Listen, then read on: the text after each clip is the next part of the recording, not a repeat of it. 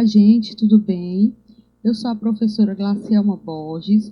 Hoje vamos trabalhar novamente com a disciplina de Língua Portuguesa 2, dando continuidade ao gênero textual que estamos trabalhando atualmente. Verbete de enciclopédia é um texto escrito de caráter informativo, como nós já compreendemos. Ele é destinado a explicar um conceito segundo padrões descritivos sistemáticos, Então, por que é necessário esse padrão? Porque a gente sabe que todo gênero textual há um padrão de escrita específico, E o verbete de enciclopédia não seria diferente. Esses padrões, eles são determinados pela obra de referência, que mais comumente, é mais comum que seja um dicionário ou uma enciclopédia. O verbete é essencialmente destinado à consulta, o que ele impõe uma construção discursiva sucinta, objetiva, curta e de acesso imediato, embora isso não incorra necessariamente em curta extensão. O que é que quer dizer? Geralmente, os verbetes de dicionário são bem sucintos, bem curtinhos e objetivos. Só que a gente sabe que há verbetes de enciclopédia também que são bem mais detalhados, com mais informações, mais imagens e até muitas vezes links, para você acessar a informações adicionais. Geralmente os verbetes abordam conceitos bem estabelecidos em algum paradigma acadêmico científico, ao invés de entrar em polêmicas teóricas. O que é que isso quer dizer? Ele quer dizer que, de acordo com o tema, de acordo com o campo científico, essas explicações têm de estar de acordo com cada campo. Por exemplo, se eu estiver falando de animais, então vai ter uma forma específica de ser trabalhado. Se eu estiver falando sobre temas literários, também há aquele campo específico, porque o público é um público específico. E ele não entra em polêmicas teóricas, por quê? Porque o texto tem que ser bem objetivo para que mais pessoas consigam compreender aquele verbete. Então, há alguns tipos de verbetes enciclopédicos. Os de circulação, que são originalmente obras de referência compostas de verbetes e eram publicadas como tomos, que eram impressos, aquelas antigas enciclopédias.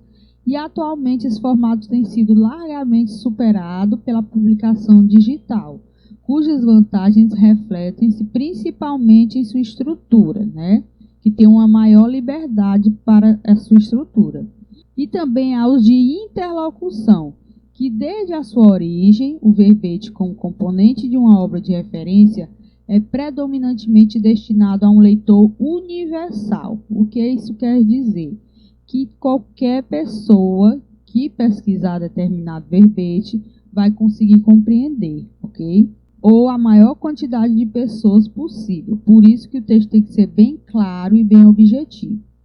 Ainda que existam muitos dicionários técnicos e enciclopédias especializadas em diversas áreas do conhecimento, e ainda que a tendência à síntese, ao resumo, que é característica do gênero, muitas vezes dificulte para os leigos, aqueles que compreendem menos, a compreensão de verbetes referentes a assuntos mais obscuros ou complexos, ainda assim, o princípio, que norteia a própria existência do verbete, professa que o conhecimento sistemático é acessível a qualquer indivíduo dotado de razão lógica. Então, o que é que quer dizer isso? Por mais que a pessoa não tenha tanto conhecimento, o verbete foi feito para todos compreenderem. Então, por isso, novamente essa necessidade de um texto bem sucinto, bem objetivo, bem claro, com palavras de significado acessível a todos. O perfil dos autores de verbetes, contudo, tem se modificado bastante atualmente, principalmente no século XXI. Até então, o produtor prioritário de um verbete seria um especialista na área do conhecimento, responsável por estudar o conceito a ser explicado.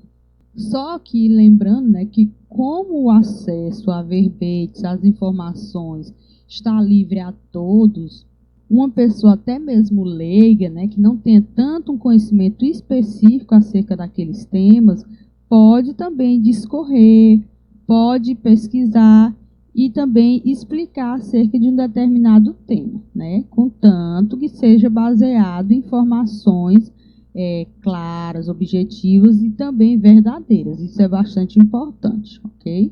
Então, eu trouxe para vocês hoje um exemplo de um trecho de um verbete de enciclopédia. Hoje eu trouxe o exemplo de um verbete relacionado ao reino animal, sobre o animal brasileiro chamado lobo-guará. Vem a cabeça, né, do verbete, que é o nome específico do animal, e logo em seguida há as devidas explicações. Então, esse lobo é uma espécie de mamífero que vive principalmente no Cerrado brasileiro, que é considerado o maior canídeo sul-americano. Além do território brasileiro, ele pode ser visto na Argentina, na Bolívia, no Paraguai, no Peru e no Uruguai. Aqui no Brasil, como foi mencionado, ele vive no Cerrado, que é na região central do Brasil, né? Região principalmente de Brasília, Goiás, né? Naquela região ali de Cerrado brasileiro. Seu nome científico, Chrysocion brachyurus, né?